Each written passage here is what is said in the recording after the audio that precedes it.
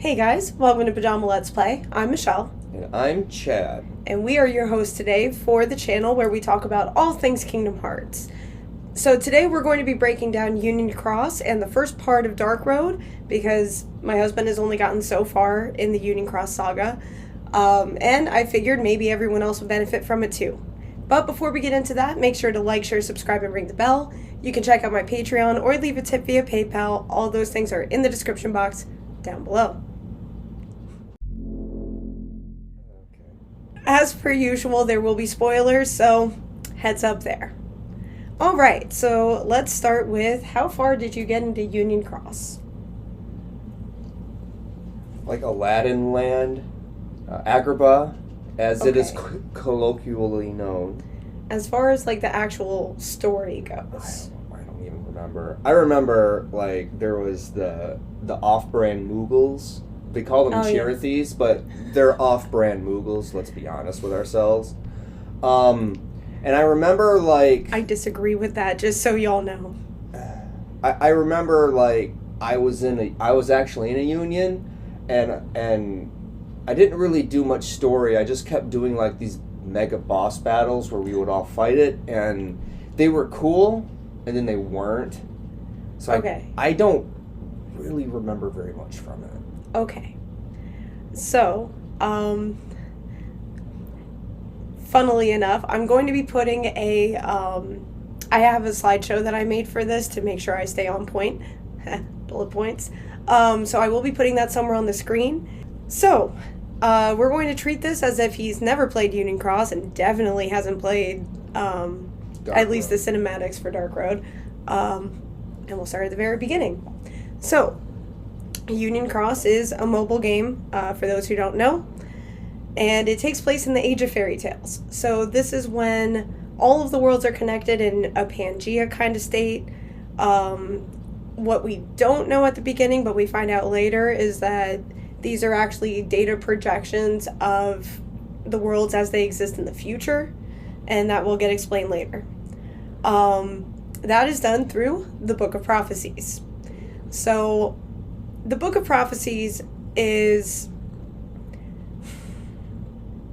trying to find the best way to explain the Book of Prophecies.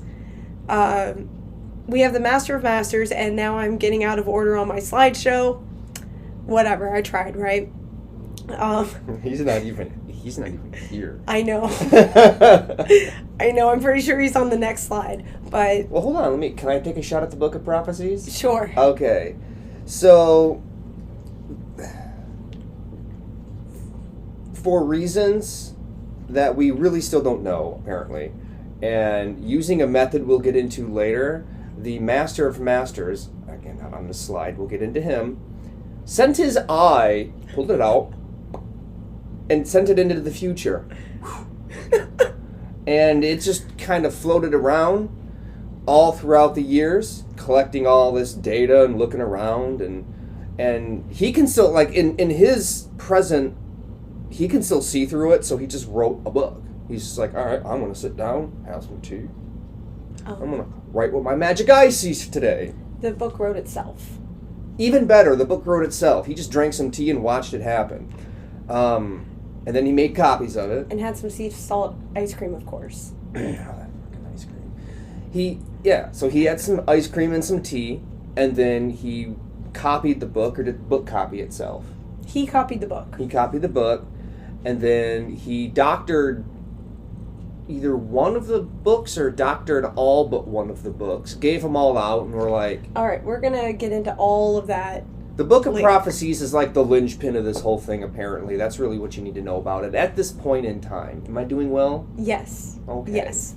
So before we get into all of the rest of that explanation, because the Book of Prophecies holds the future of these worlds, the Master of Masters somehow, with Kingdom Hearts science that I don't understand, he made projections of the worlds so that everyone could get to them via portal, because, you know, Agrabah and all of the other worlds that I can't, like Enchanted Dominion and so on and so forth, are already big. So all of them connected by land is going to be extra super big, which is impossible to travel without like a gummy ship, which they don't have back then. I have a question. Sure. About this Pangea. So Atlantica obviously existed. Not in Union Cross. He only picked 6 worlds. Right? Correct me if I'm wrong. But he picked 6 worlds to do projections for. So Atlantica never existed in the original Pangea? I mean, it existed in the Pangea, but not in Union Cross. Right, no, I understand that it wasn't in Union Cross. Okay. But, like, the mechanics for this Pangea. So, what I'm wondering was Atlantica in the ocean around the Pangea, or was there, like, a giant ocean in the middle of the Pangea in which Atlantica was found? Like, I wonder, was it like a donut Pangea, or was it just like a full Pangea with a... I'm just curious. That is a great question that we don't have an answer to. I know. Not officially. But let me know what y'all think in the comments. That would be fun. Because that is fun. Engagement! My best guess is that there's, like, ocean-sized lakes scattered throughout, and it's probably one of those.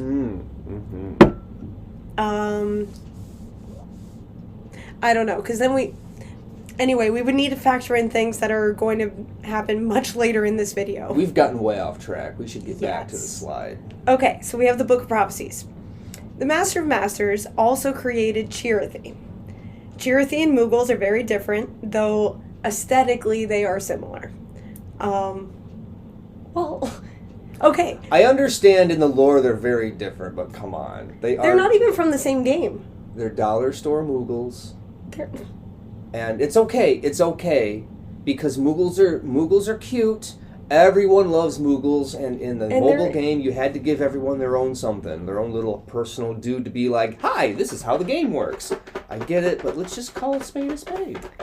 That is a litter box right next to this couch. I apologize. My cats are very loud about that, and we've got like 1,000 of them. So, sorry.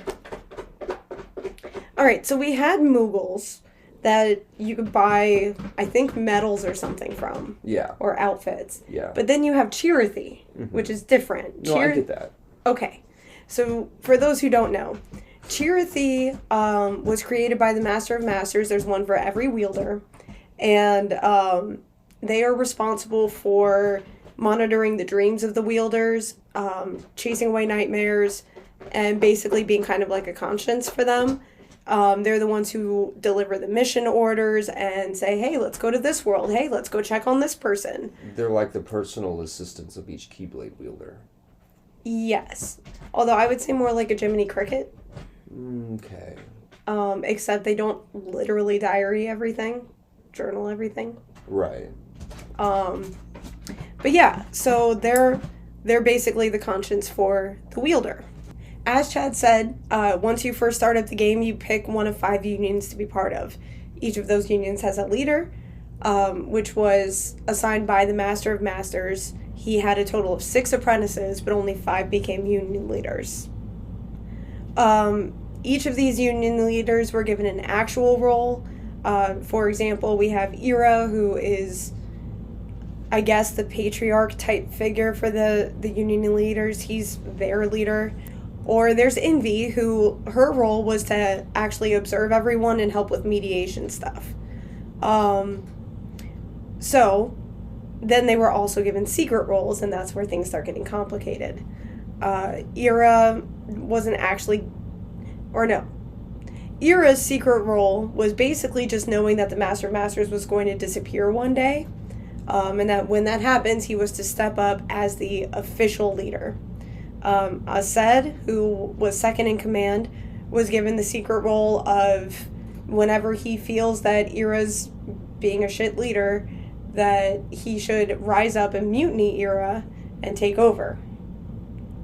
Envy, her secret role was to actually report to Ira everything she saw and basically be a snitch. And we all know what happens to snitches. Gula was actually given the one page that was torn out of everyone else's books, and it describes a traitor. It doesn't say what the traitor does, other than the traitor will basically trigger the Keyblade War, which We'll get into it in a minute. So, Gula is supposed to find the traitor and stop them. And then Ava was given the secret role of creating a group called the Dandelions. It didn't matter what union they chose. If they were exceptional wielders with extra good light or whatever, they were to be recruited into the Dandelions because of things we will explain momentarily. So then we get back to his sixth apprentice, Lushu. Lushu was given two things. He was given the box, this big black box, that if you want to know what I think is in it, you should check out my very first video that I ever uploaded, linked here. That's the first time I've had to do that on camera, but it's a different setup today, so good stuff. Anyway, so he was given this box that nobody knows what's in it except for the Master of Masters and Lushu, which the only reason Lushu knows what's in the box is because the Master of Masters needed him to not open it. So by keeping it a secret, he was definitely going to open the box, because who wouldn't? So he told him what's in it to make sure that he doesn't have to open it. Right. And thus risk someone else, like, seeing him open it. We don't know why. Well, I mean, that's why, like, you know, so he doesn't have to open. Oh, right, because if he opens it and if there's, like, a living creature inside, then it'll come out and be like, what? Or if it's, per Cat Black's theory, a data trap within the box that's currently, we will explain this, but that's holding the darkness entities. If those are being bound within the box and he opens it, then suddenly they're all free. Darkness entities. Yes, we will get into that. Oh, I'm sure we will.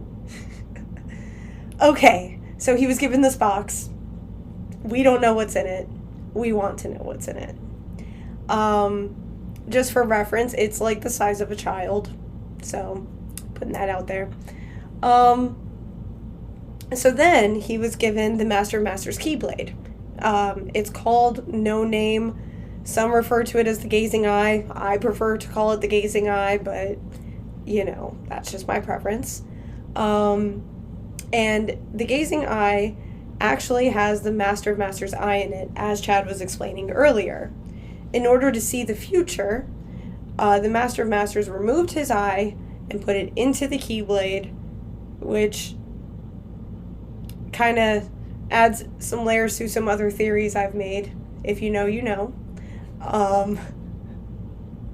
Anyway, and he told Lushu to take this Keyblade and just go on. Just forget about unions, forget about your friends that are also apprentices. Just go away. He could watch things from a distance, but he could never ever interfere. So his role was to allow the eye to actually see everything that's happening so that it can record it as the Book of Prophecies. Does that make sense? Yeah, it makes sense. Okay. That was a lot better than how I explained it. He just shot his eye like a basketball. And it just kind of spun around for a while. So, because this Keyblade goes forward and it sees the future, somehow it's enchanted to transcribe all of that within the Book of Prophecies. Crazy Kingdom Hearts magic. So, with the Book of Prophecies, the Master of Masters is able to see that there's a Keyblade War that's going to happen. The traitor is going to basically trigger it. There's going to be a clash of Keyblades. The bell will toll on their main tower, and the Keyblade War will begin. Everyone will perish. The world will fall to darkness. All bad things. So he starts to prepare for this, which is where the Dandelions come in, because they are meant to carry on the light into the future and fly like the seeds of a dandelion. So that's what's happening there. That's a lot. I'm really sorry if this doesn't make sense. Welcome to Kingdom Hearts. Okay, do you feel like I'm missing anything from the foundation? No. Okay. Excellent. That's about as far as I've gotten. It was that, back cover that they called it? Yes, that was all back cover. Yeah, and that's why I know it, because it wasn't a convoluted handheld game. It was a convoluted cinematic. Right. It was an actual movie, animated and all, which is great for those of us who are weak readers, like me. Union Cross is not my jam, although I love the plot. The character that we play as, I'm just going to call him Player. That is the name that the internet has accepted. Anyway, so we're going to call him Player. At some point in the journey, Player meets this kid named Ephemer, and he helps save him from a Heartless. They immediately become friends, and in a weird bond that you don't really see too much in the other characters. Like, they were just immediately besties. And together, they wanted to discover what was actually happening with the Book of Prophecies, because Ephemer knows about the Book of Prophecies. So they decide to go look for whatever the truth is. Oh, is she leaving? She's Where are you going? Yeah, she's done with us. Okay, bye, kitten. So after searching for a while and not really finding anything, they decide to meet back up one day at like 12 or something. So they go their separate ways, and basically Player never sees Ephemer again until the end of Union Cross. Well, that segment of Union Cross, because it's actually 3 games and it's complicated. That's kind of sad. Yeah. It's a whole thing that he broke his promise to meet back up with Player. So, when Player's all upset about Ephemer being missing, we meet Skuld. So then we meet Skuld, and she was sent by Ephemer via dream.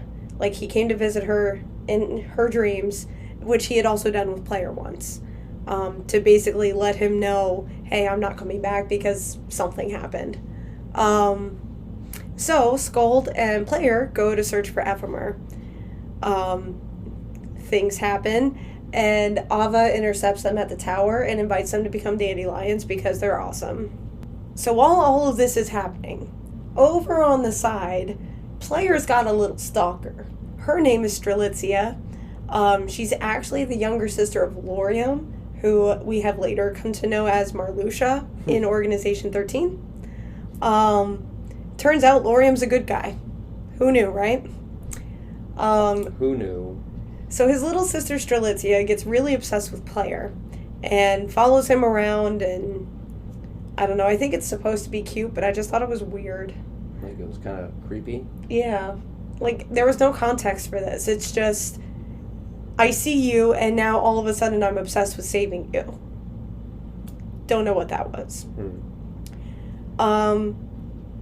As it happens, Ventus, because of reasons to do with those pesky darkness entities that we will talk about later, he actually unpersoned Strelitzia. Gotta be careful of YouTube, because they're kind of big on censorship. What you mean, like, he... Yeah, no. Strelitzia became no more. He unalived her. Yes, he unalived her. He de-alived her. Unalive is actually, I think, what the Zoomers are using. Is it unalive? Yeah. Like, I've seen that in places. He unalived her. Yeah. De-lived. Yeah. So Ventus, lovely little Ventus from Birth by Sleep, unalived Strelitzia. Remember how the worlds are falling and the Master of Masters is planning for that, right? Yes. So when the dandelions go off, they're going to need leaders, and he wants to set it up very similarly to how Union Cross is. Don't know why, because Union Cross does not go well, but that's fine. So he picked 5 new Union leaders based on who's actually picked in the Book of Prophecies. Right. We'll meet them later, but Laurium is one of them, and Strelitzia is another. So, the reason that Strelitzia was removed from the game in the way that she was, for the time being, was so that Ventus could actually take her place as a Union leader. So, he didn't know that this was happening, but it was through him that darkness was working. Hmm. Okay, so back to player and Scold and everything that's happening over there. Turns out there is a Chirithy whose wielder has enough of the right kind of darkness that the Chirithy was turning dark without actually being lost to darkness.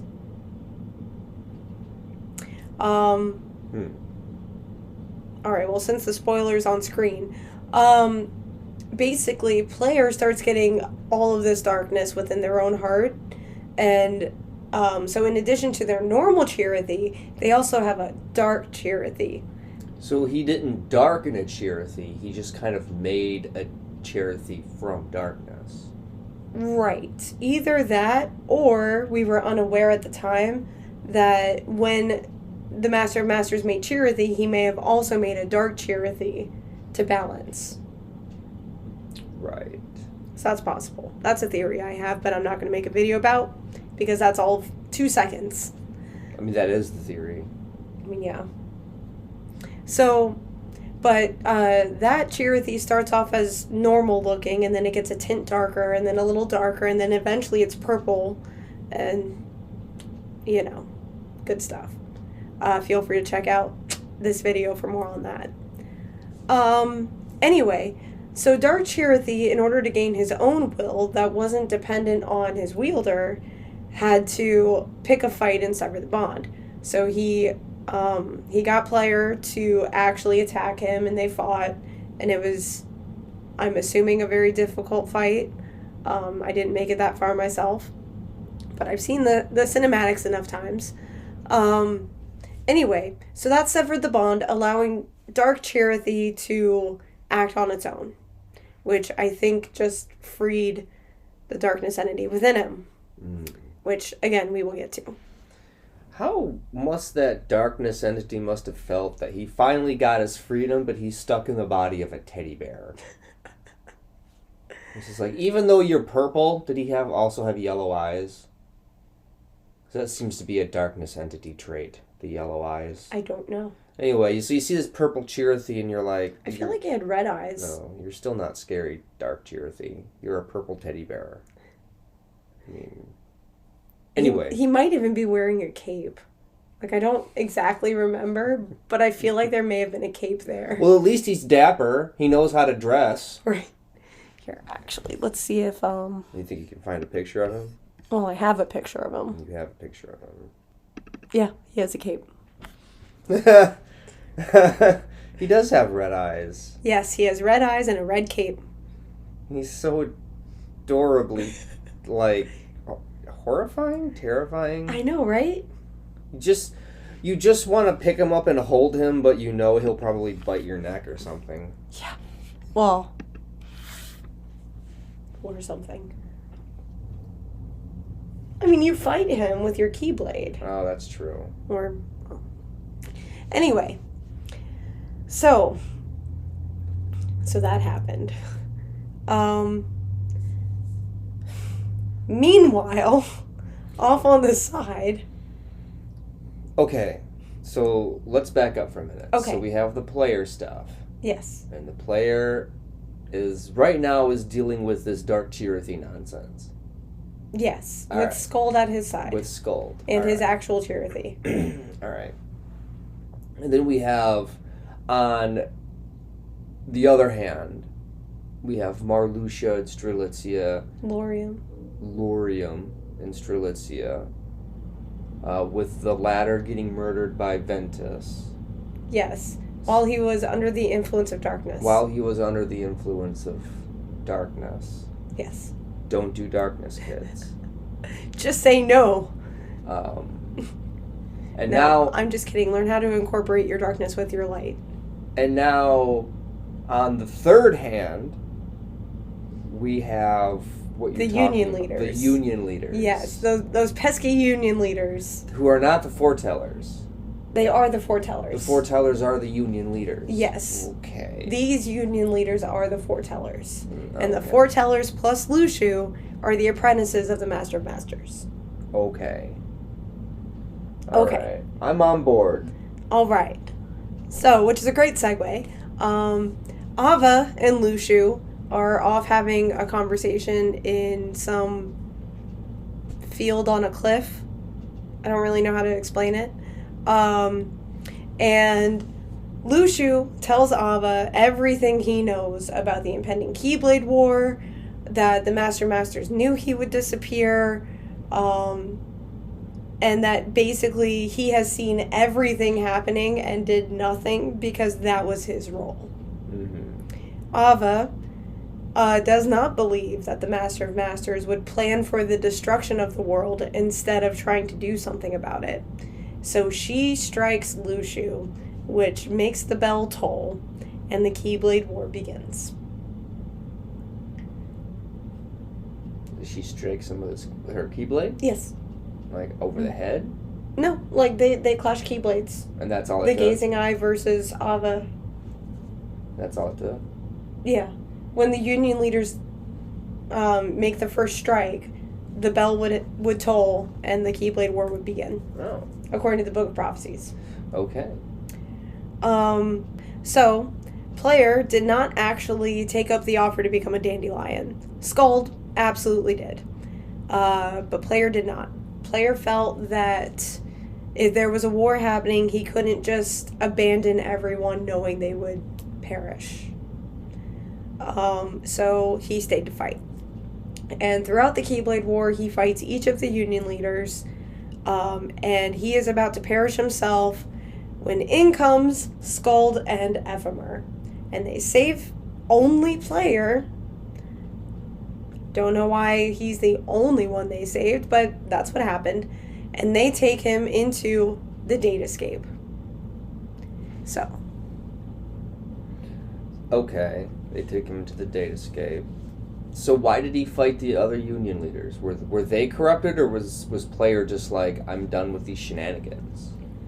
Okay, so to answer that, when the Master of Masters was growing up, there were no Keyblade Masters. There were other wielders, but no other Masters. He didn't have one himself. But the darkness took a form that was very humanoid, and did the darkness thing. It just wanted to spread, and so more darkness. So the darkness entities, there were 13 of them. Because 13 and 7, we all know that those are big numbers in Kingdom Hearts. So the plan for the Master is to take the 7 strongest darkness entities of the originals.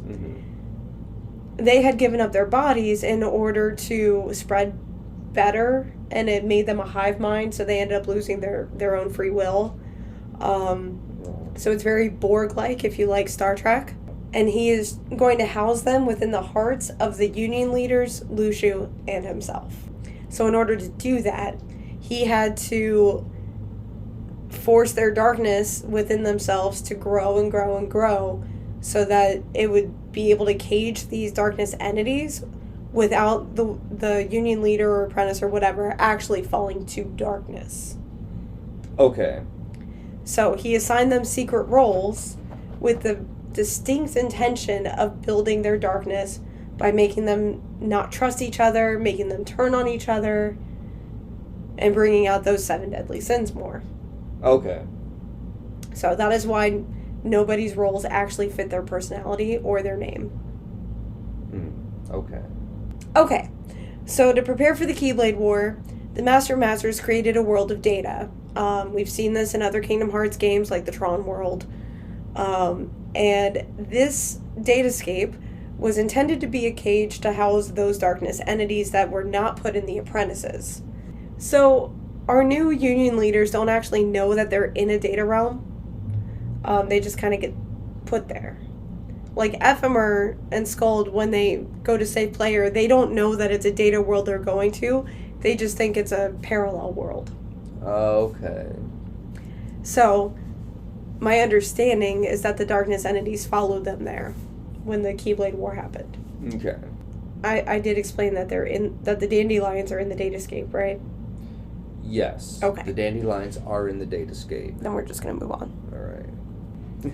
Bop swap. All right. So we have the new Union leaders who were assigned by the Master of Masters via Ava to Ephemer. Not Ephemer. To Brain. Anyway, these new union leaders are Ephemer, clearly. Skald, clearly. Ventus, because I've already spoiled that. Lorium, because I've already spoiled that. And this new guy named Brain. Why you name a character Brain is beyond me. But it is what it is.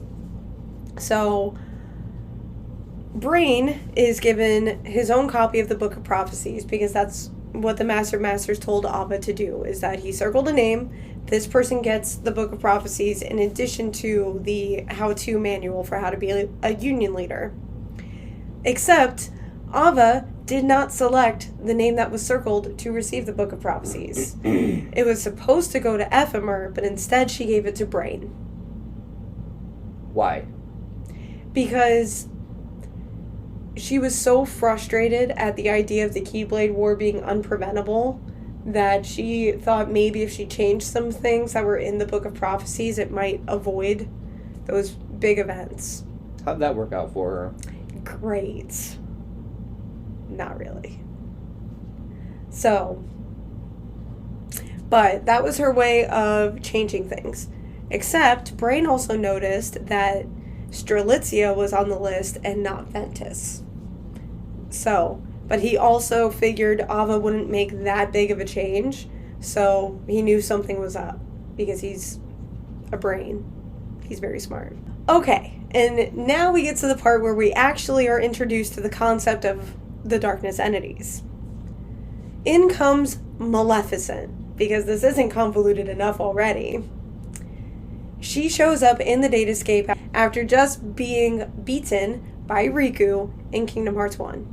Or, I guess, Ansem Seeker of Darkness? I don't know. Y'all can correct me in the comments. But she had learned from Xehanort that in order to time travel, you must shed your body. Your heart must be outside of your body. You need a medium to reform your body. So just, my understanding of that is something sentimental. And you need someone with memories of you to help create your body. And then you get to that point in time and suddenly you have a body formed that's identical to yours. So then it's impossible to travel back into the past with a body because there's nobody. You can only travel within your life. In theory. The problem is that technically the Master of Masters has memories of Maleficent because she's in the Book of Prophecies. I see. So what he did was he knew she was going to time travel because her heart had left the body, and she was like, yeah, sure, let's go back in time and make it so that, Prince Philip doesn't actually defeat me. But the Master of Masters intercepts that and puts her in the Datascape with the Dandelions. So she is greeted by this purple shadowy figure who wishes to be called Darkness, who explains to her exactly what I just explained. Right. He also said, the Darkness entity also said that there is a seventh world that the Master of Masters did not put in the Datascape because he could not risk Maleficent knowing what happens in that world. So, my assumption is that that is Grand Central Station, because that's the only world in this part of Union Cross that wasn't in the original part of Union Cross. And that's the Wreck-It Ralph world. Yes, that is Wreck-It Ralph. Okay. So in order for Maleficent to go back, the Darkness entity tells her about what is referred to as the Ark or the lifeboats, depending on what translation you're watching. Right. Or the lifeboats are vessels within the Ark to escape. Something like that. The problem is that the Ark, it has 7 slots in it, but it wasn't actually finished. So anyone who uses the Ark, any of those lifeboats, are going to shed their bodies. Okay. Because the vessels are meant to protect the body from being shed, but Yeah, from the effects of traveling at the speed of light. they haven't perfected the anti-shed shielding. Right, because it's not finished. It's not finished. So that's when he explains how to time travel, and she's like, okay, I'm just gonna trust you. Why not? However, it's not just time travel. She is also in the Datascape. So first, she has to use the Ark to get to the real Daybreak Town, which is the name of this world. And then she uses the Ark in the real Daybreak Town to get to the future. So the Darkness entity hops in with her to get out of the Datascape and into the real world. So then the Ark... So hold on. So she's in a Datascape, right? Yes. She's in a Datascape. Yes. And then she uses the Ark in the Datascape. Yes. Isn't that a data Ark? Yes. But it becomes real and takes her to the real world. How does Sora get out of the Tron world? Well, they use a webcam to digitize him. Then I imagine the Ark would just do the same thing. It's a mechanism within the programming to allow exit. Okay. Crazy Kingdom Hearts science that I still don't understand, but I just have to accept it. Because otherwise I'd go crazy. Yeah, alright. Continue. So the Darkness entity hops in with her to escape from the Datascape. Mm-hmm. He's the only one that does that. Mm-hmm. So for those who are counting, there should be 5 more? 4 more? Fail. I don't know. Somehow there's 4 in the other one. I don't know. I lost track. Hi, Valley Bear. You want to come sit with us? Hope you're on camera. She does not. So, at this point, we learn more about Lorium and that he's the brother of Strelitzia, and he goes searching for her. He finds out that she was alive right before the Keyblade War, and he finds out that there's some random person that she was obsessed with. Also, don't mind that background noise. Again, I've got 5 cats downstairs, so it's going to be noisy sometimes.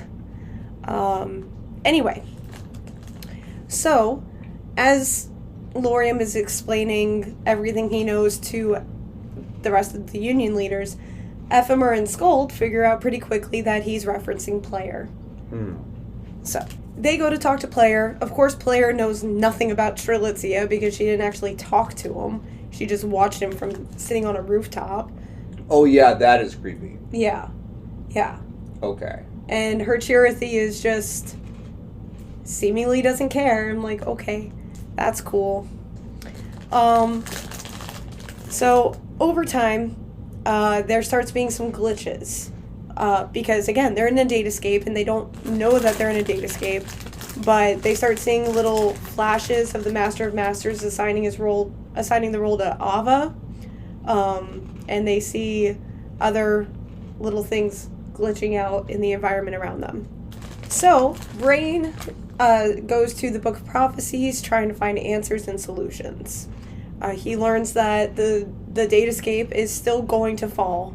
Sorry, I'm trying to remember how much Brain actually knows and how much is explained to him later.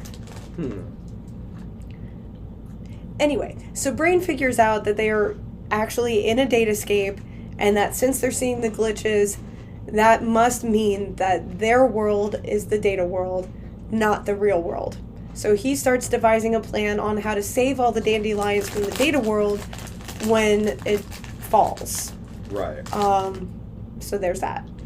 Ephemer and Player go off to investigate these glitches, and they find their way to Game Central Station. They make a portal, and it takes them to the cables, the, I guess, Ethernet cable or something. So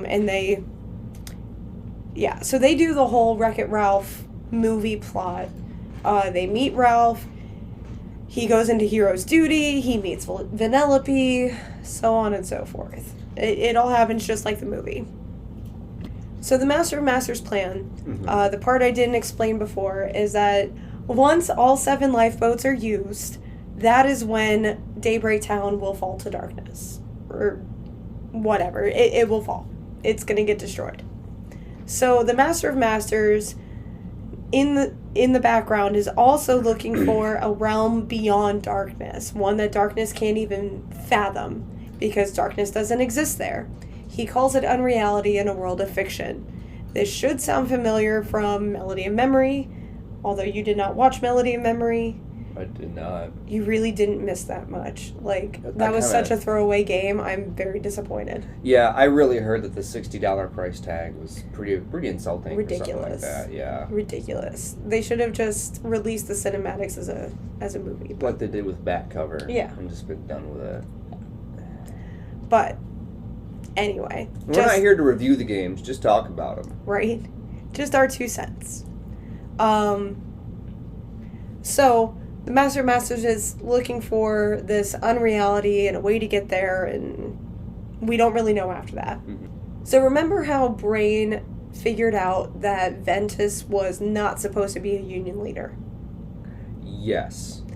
Okay. So while Laurium is out looking for Strelitzia, where we all know what happened to her, and he pulls Elrena in, who becomes Larxene later, because she had actually met Strelitzia before. Mm. So while all of that is happening, Brain pulls in Skuld and Ventus, because he had already explained to Ephemer that one of the Union leaders didn't belong. So he pulls them to ask, basically, how were you invited to the Dandelions, because there's a pattern, to see if it follows the pattern, and they realize that everyone but Ventus had been given the exact same speech in the exact same place, and also handed their manuals on how to be Union leaders, but not Ventus. Ventus was told in this abandoned little house, which clearly is where he unalived Strelitzia, which he was completely unconscious for. The darkness entity actually shot some darkness magic at Strelitzia, and that's what did that. And then he had Ventus pick up the book, the manual, and the darkness entity transformed into the image of Ava and gave him the speech on being a Union leader. Okay. He did all of this because Ventus had wished for more power. And the darkness entity was like, oh yeah, how about the power of a Union leader? We can make that happen. So that's how that happened. Well, after Brain confronts him, all of a sudden, Ventus starts getting his memories back, and he remembers unaliving Strelitzia.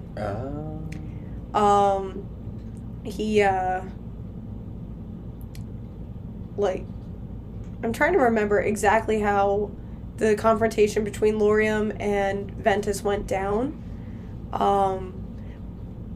But Ventus owned up to it. He took responsibility because he's, the good guy. Mm-hmm. And then the darkness entity removed itself from Ventus's body, which seemingly was all of Ventus's darkness, just like Birth by Sleep. And the darkness entity revealed their whole plan, which their whole plan is to just spread. They don't have motives. They just want to exist as much as possible. So they want to go from heart to heart, infecting people and growing. Okay. So Ventus comes to and does this whole bit about, well, if you're all of my darkness, that means all that's left in me is light. And he fights the darkness entity with pure light, and the darkness entity is at the very least banished from the room. I'm not convinced that it was actually defeated, but it was banished.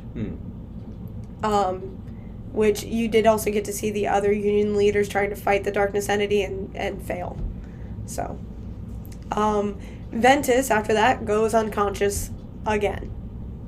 He's a sleepy boy. Yes, and he stays unconscious for pretty much the rest of Union Cross. So all that guy does is sleep. Yeah. Yeah. I have a video about that coming out. If it's not out already, it will be next week. Ding.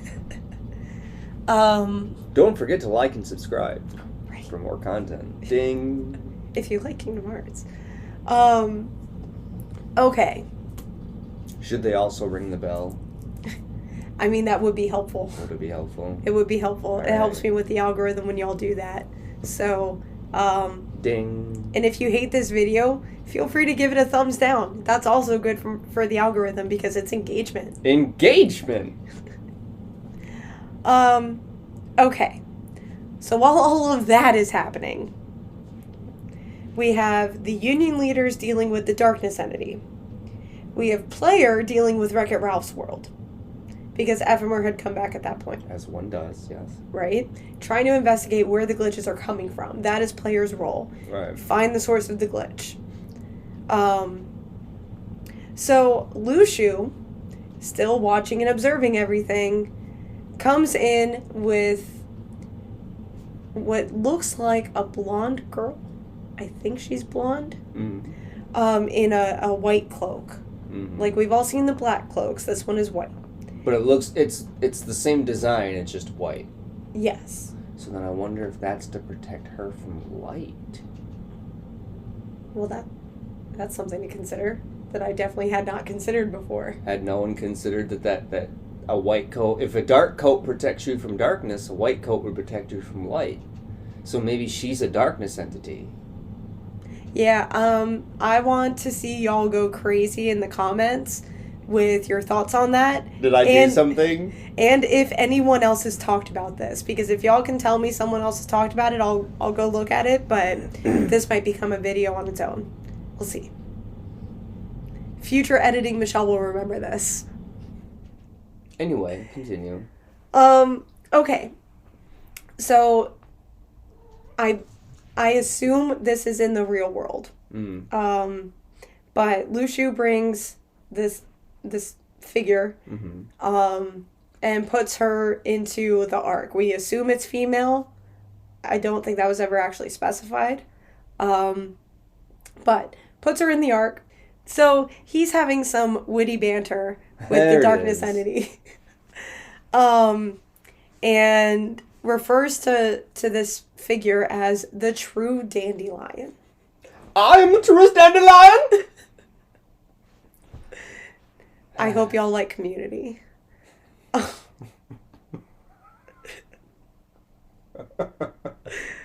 I'm probably going to keep that in. Okay. Not this part. This part's going to cut out, but I'm probably going to keep your joke in. Anyway. So, he calls her the true dandelion and says that she is a seed of light to be planted in the future. And we literally don't know anything about her. But she was the one in the white cloak? Yes. Well, that kind of... If she's a seed of light, then that kind of shoots my theory of the white coat blocking her from light. But see, it doesn't. Light. Because Chirithy is a seed of light that was made from pure darkness. Chirithy was born in darkness. And so was Kingdom Hearts.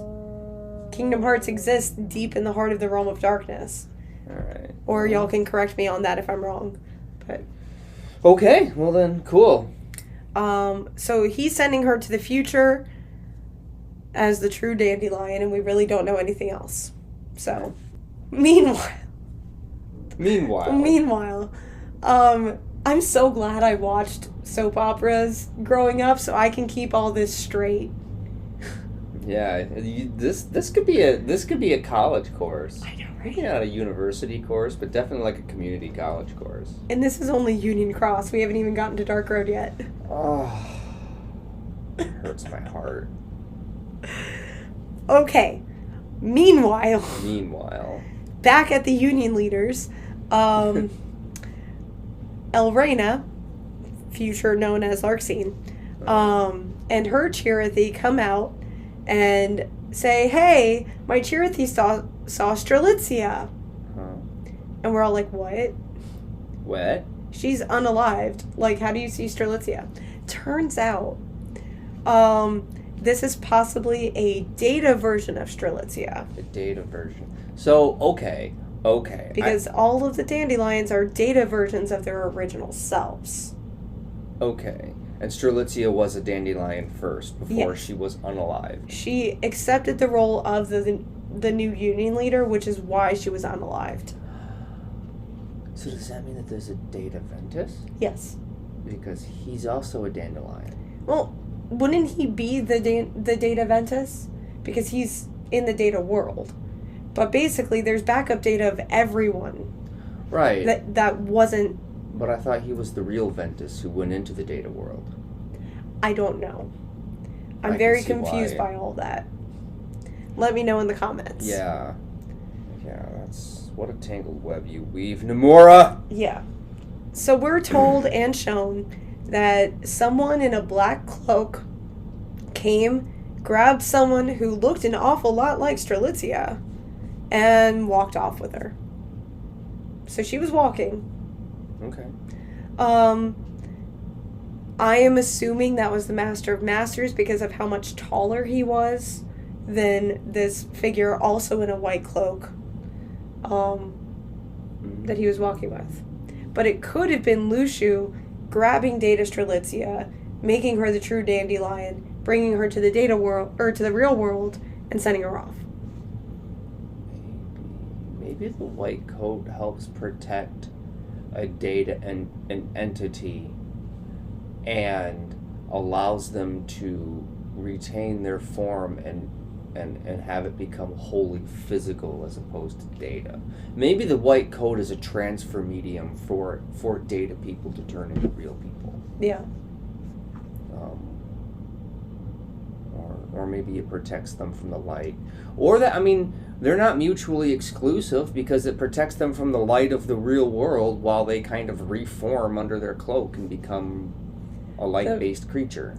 The problem is that the cloak is going to get ripped just like the body.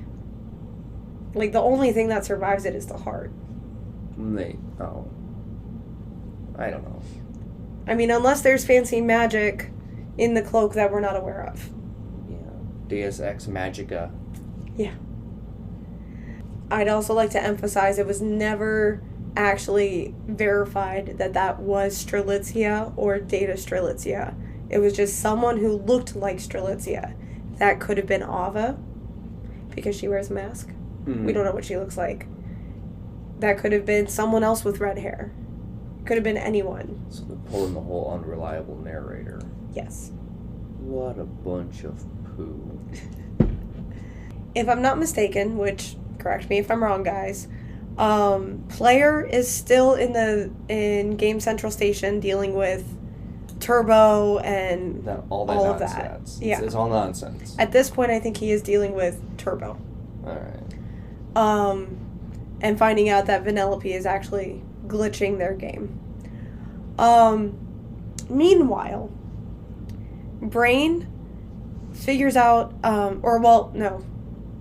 Meanwhile, Laurium had encountered Maleficent while she was trying to get back to her time. Mm-hmm. So he found out a little bit about the Ark that way. Okay. So that plus Brain getting all the information he got, they realized that the Ark is how you get from the Datascape to the real world. And then the real world to wherever you're going to go from there. Because again, the real world is going to fall too. Right. So, Brain, Laurium, okay. Player comes back at some point. I don't remember when in the context of this, but he does come back. And they all decide together that Brain, Laurium, Alrena, and Ventus are going to be sent in the Ark back to the real world, while Ephemer, Scold, and Player continue to deal with the darkness entities in the data world and trying to mitigate that whole disaster. We now know that there are 4 darkness entities still in the Datascape. There's one in the real world that's talking to Lushu. Okay. That's 5. I'm still missing one. I don't know where that one went, so I probably should have looked that up before making this video, but I didn't do that. Add it to the comments. Yeah, definitely. So they do that.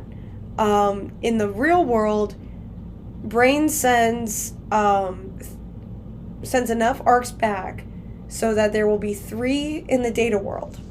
1 for Ephemer, 1 for Skuld, 1 for player. And then he's all, I'm going to find a way to save all the dandelions, which we don't see that happen.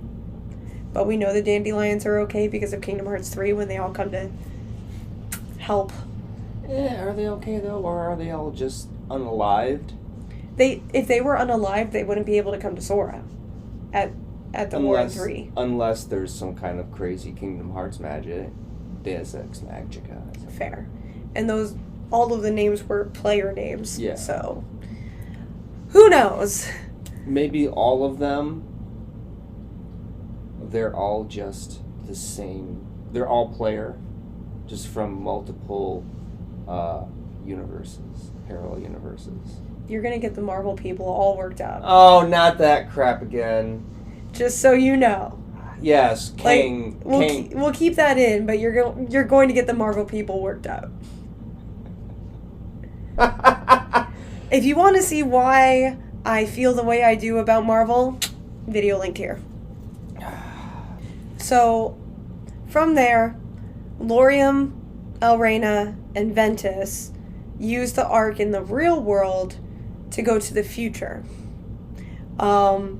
Ventus ends up in the Keyblade graveyard, suddenly awake and being confronted by someone else that we don't get to see. It's a shadowy figure. Laurium wakes up in basically a field of flowers in the Dwarf Woodlands. Okay. And Elrena wakes up during a thunderstorm in Enchanted Dominion, Sleeping Beauty. Okay. Yes, because Cinderella's Castle of Dreams. Okay, yes. So, that happens. We'll get into Brain in a little bit. But right now, he's still trying to find a way to save all of the dandelions, not only his friends. Right. So, there are 4 darkness entities still in the Datascape with Ephemer, Skuld, and Player. Yes. They want a portal to Game Central Station because they want to expand into that world and any other worlds connected to it. Right. Player pretends to be possessed by one of the darkness entities because Ephemer was doing the light thing. So Player tricked Ephemer into using his Keyblade on Player to defeat the darkness, and that sent them back into Game Central Station. Ephemer locked that portal from his side. Player locked it from his side. So together, this portal is now sealed. The 4 darkness entities are stuck in the Datascape, and Player unalives. Because he's in the Datascape. Yes, because he fell to darkness, I guess. Right. So the darkness entities are trapped in the data realm, the darkness entities are trapped in Game Central Station with Player. Skuld and Ephemer are completely heartbroken in the Datascape. Brain is in the real world trying to figure out how to save the dandelions. Laurium, Elrena, Ventus, Maleficent all went to the future. Okay, so that's where we're at. Ephemer and Skuld use the Ark. They have a heartbreaking moment where they look over at the lifeboat that was meant for Player, and they get in and they go to the real world. They step outside. They notice the real world is falling because the Ark has already started being used. Maleficent started that. Was it Maleficent? Was it Lushu? I don't remember which came first, but whatever. So the world is literally collapsing, and Ephemer and Skuld go back into the real world Ark, use it, and get sent to where they get sent to. Okay. We don't know what happened to Skuld. She seems to be the best contender for Subject X. I think that's a red herring, but whatever. We can all agree to disagree on that one. But we don't know what happened to Skuld. And then Ephemer ends up in a different version of Daybreak Town that has now been flooded. So after it fell, and he rebuilds it into Scala ad Caelum, which is what we see in Kingdom Hearts 3 when Sora's pursuing Xehanort. I see. Alright, so back to player.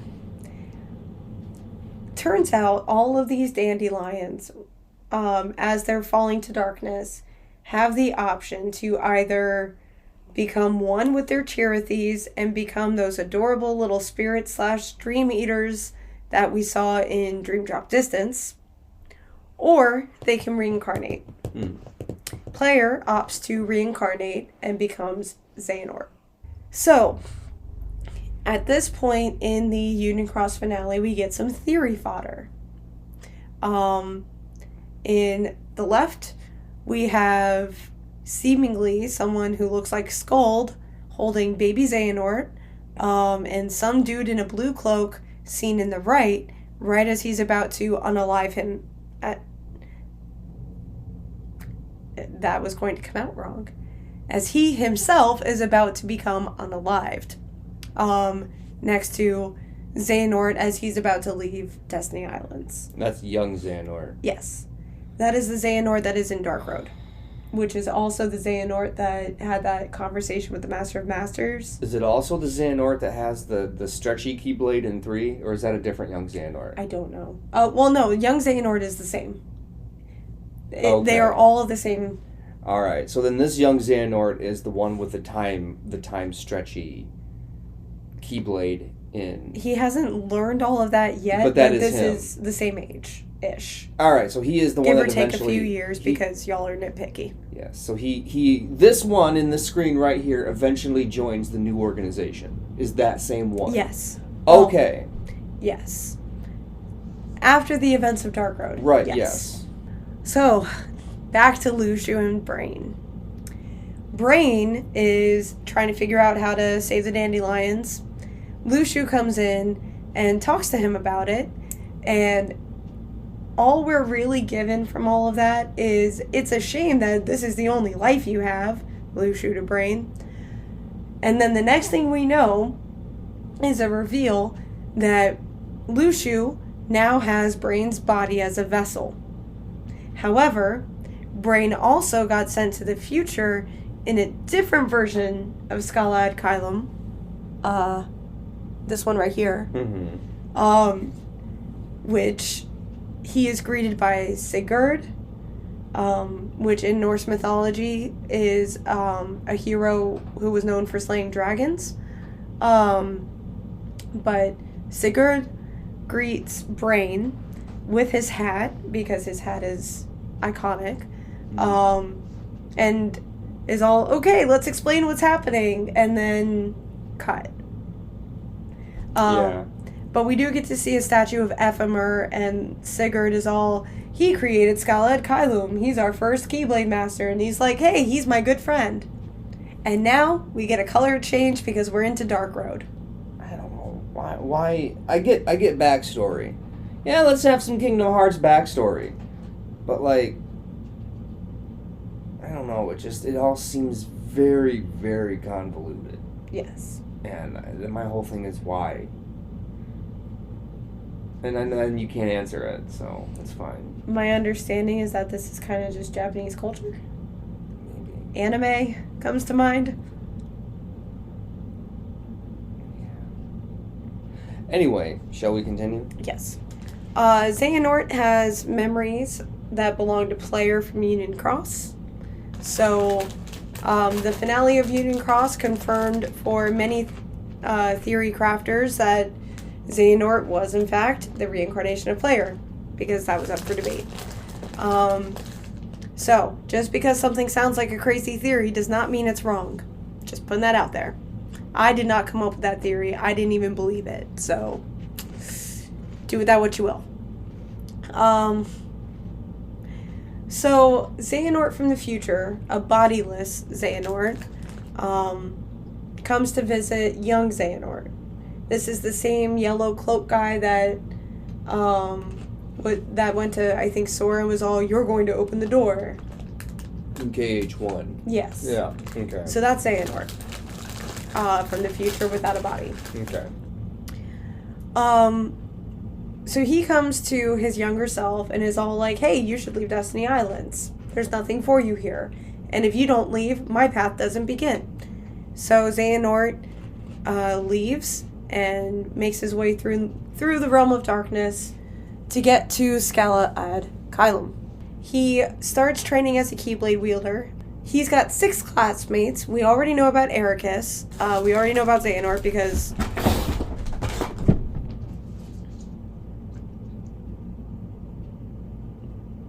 we were just talking about it. We already know about Ericus. We already know about Xehanort because we're talking about him. His remaining classmates are Erd, Hermod, Bragi, Vor, and Balder. Every single one of those is a Norse god, so that is why this channel has taken a turn towards Norse mythology. I feel like that and their master is named Master Odin. I feel like it's a good jump to make. And since Norse mythology is kind of our jam, it works very well for us. So, those are his classmates. There are some missing upperclassmen, i.e. all of them. One of them is Balder's sister, so Balder is not selected to go on a mission to go find them. But Master Odin sends the rest of the lower classmen to go find the upperclassmen. Why would you send less experienced and less trained people to go find the more experienced and more trained people? I don't know. In Kingdom Hearts 3, Merlin had access to basically a hyperbolic time chamber. And instead of letting Sora just walk into it and spend all the time he needed, he's just like, go to the Disney Worlds instead. Why didn't everyone just go inside this time forest that Merlin just had in his back pocket and then just train for like 1,000 years to get to the point where they're literally pure energy, walk out, obliterate Xehanort, unalive Xehanort, and then they're like, okay, now we can become one with the stars because we are pure light. So, the internet has deemed Yen Sid, Merlin, and Fairy Godmother to be their own trio. And there are a lot of questions about that trio. Like, what do they know? What can they do? And why aren't they doing more? I think theory time, unless you don't want me to do that. No, you're fine. Is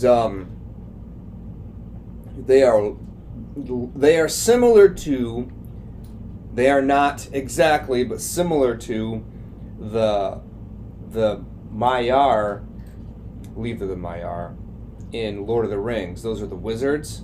They're meant to kind of guide the mortal races to kind of do their own thing, kind of like, a parent guides a child. But it's like, you got to do this yourself, but I'm going to give you a little bit. Maybe they're like, maybe they're light entities. Maybe they're like some kind of neutral entities who exist purely to keep the dark, or the balance. Maybe. Who knows? But, yeah. So, the upperclassmen went missing because they were doing their Mark of Mastery exam. Yeah. And clearly something went wrong, but they were sent out to go explore the worlds, which is why I think it's ridiculous that the Mark of Mastery exam they have in Birth by Sleep is fighting some orbs. But given whatever they end up finding, it makes sense that Ericus would not be willing to try the same Mark of Mastery exam. Look, I'm sorry for all you Ericus stands out there, but I'm not sure I have any of those in my audience. He's not great. Like, he's not a great teacher, and I'm not surprised that he has a crappy Mark of Mastery exam because he's not great. Yeah. Like, it's more like he was born into his role rather than earning it. Well, he beat Xehanort at chess once, and he peaked. That was his peak. Just to clarify, it was more than once because I know there are people in my audience who know exactly how many times Ericus has won. And it was something like 3, but I don't know that number. All right, he beat Xehanort up to 3 different times in chess, and that's when he peaked. I'm sorry, that's when Ericus peaked. Xehanort, he was just getting started. Ericus already peaked, so he isn't great. He isn't great. It's not, and I know you have Aqua stands, and yes, I do. And I love and respect my Aqua stands. And it doesn't surprise me that Aqua got stuck in the realm of darkness for 10 years, because who did she was the best one, trained by the worst Keyblade master who's ever existed. Like, of course she's not going to be able to find her way out. She was woefully unprepared. And that's not her fault. And then on the other side of the spectrum, we have Terra. He didn't do much better. Terra just, look, And they have the same master. He wanted that mark of mastery so bad. Terra was just like, He just wanted to prove himself. He wanted to be as good as Aqua. He wanted to make his master proud. That's what it was. He wanted to make Daddy Ericus proud. Yeah. And Daddy Ericus didn't do a good enough job of instilling in his pupils, I am not your father. I'm your teacher, I'm your mentor, but I am not Daddy Ericus. Which makes me wonder, where were their parents? Probably unalived somewhere. It is Disney. Like, it's not Disney without a parent being perished. It drives me nuts that we have to use like I know this lingo when since the 1950s, since the middle of last century. Ooh, that gives me chills to say. They've had unalived parents. And I'm not even monetized yet, and I'm worried about all these rules. I know. It's like, these rules only apply for monetization, by the way.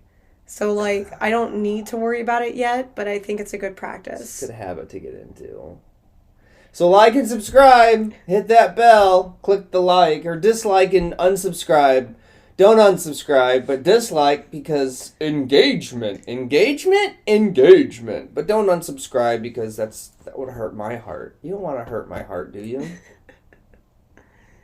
Shall we continue? Yes.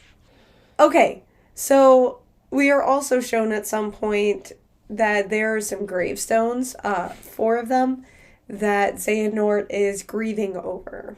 And Ericus is all, it wasn't really your fault, and Xehanort is all like, and, It was just like that. Nah, Ericus.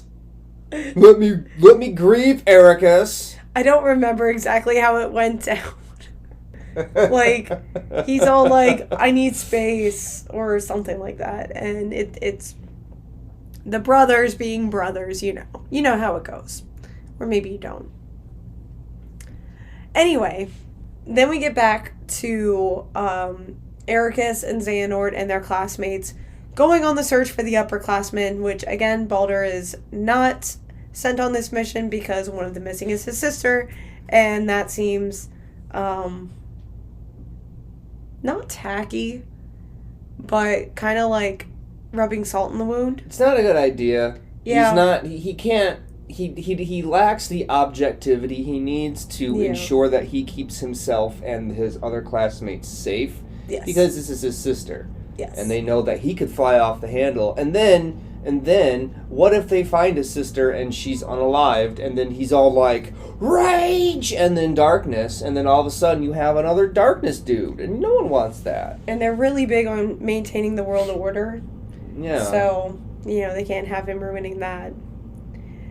Anyway, so they go on the search. Agrabah, completely empty. Clearly this world had fallen to darkness, and it's coming back in its own pace, but it hasn't brought people back yet. Because when a world falls to darkness, the rate at which it's healing also determines what point in time it is. It's complicated. They go into Alice in Wonderland, and that's where pretty much everything else happens. They meet the Cheshire Cat, they meet the Queen of Hearts, they hear about the walrus and the oysters, and Xehanort and Ericus have a theory that the Queen of Hearts is controlled by darkness, so they go to investigate that instead of just looking for the upperclassmen. And that's where it. we're at. That is the end of what we have for Dark Road. The rest will be dropped this winter, and today is January 29th. So, who knows when that'll happen. And this isn't even going to be posted for almost a week because I post on Fridays. Right. Unless you're on Patreon. If you're on my Patreon, you get it the moment I'm done editing it. And then, when the rest of Dark Road comes out, we're going to come back here. Yes. And she's going to explain it to me. Yes. And I'm going to talk a bunch of caca, like I have been this entire time. Yes. So. Except it's going to be better because I've been explaining this to him over time as I'm trying to theory craft. So this is going to be brand new information that he doesn't know, and he's going to learn the twists probably directly from me, on camera, for all of y'all to see. Yeah, it should be fun. It should be fun. So... If it's not fun, it's not my fault, it's your fault. Yeah. At home, you. Oh, I was going to say totally my fault because I'm the one editing this. No, it's their fault. Like and subscribe! So, I am going to wrap up this video here. That is the best summary I could do of the different parts of Union Cross and what we have so far of Dark Road. Anything I should have mentioned, make sure to leave it in the comments. Engagement.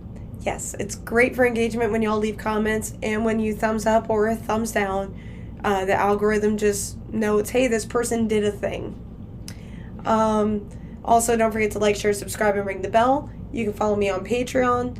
I don't have tiers anymore. It's just sign up for whatever you want and you get access to anything I post there. I'm thinking about doing reactions to the movies I haven't seen yet that were turned into worlds. This is kind of my trial of the technology to see how that would work out. So if you sign up on Patreon for as low as $1 a month, or literally as much as you want, you will get access to all of the content. And I post these videos as soon as I'm done editing them onto Patreon, so y'all don't have to wait for it. Or if you don't want to sign up for a monthly thing, I do have a PayPal in the description box down below, so you can give a one-time donation to help support the channel, help me get a microphone, or, you know, whatever. Hint, hint. Yeah, I'm super subtle. So, thank you. All of those links are in the description box down below. And I hope y'all enjoyed meeting my husband, Chad. Because I enjoyed meeting you. I did. Until next time. Bye, friends.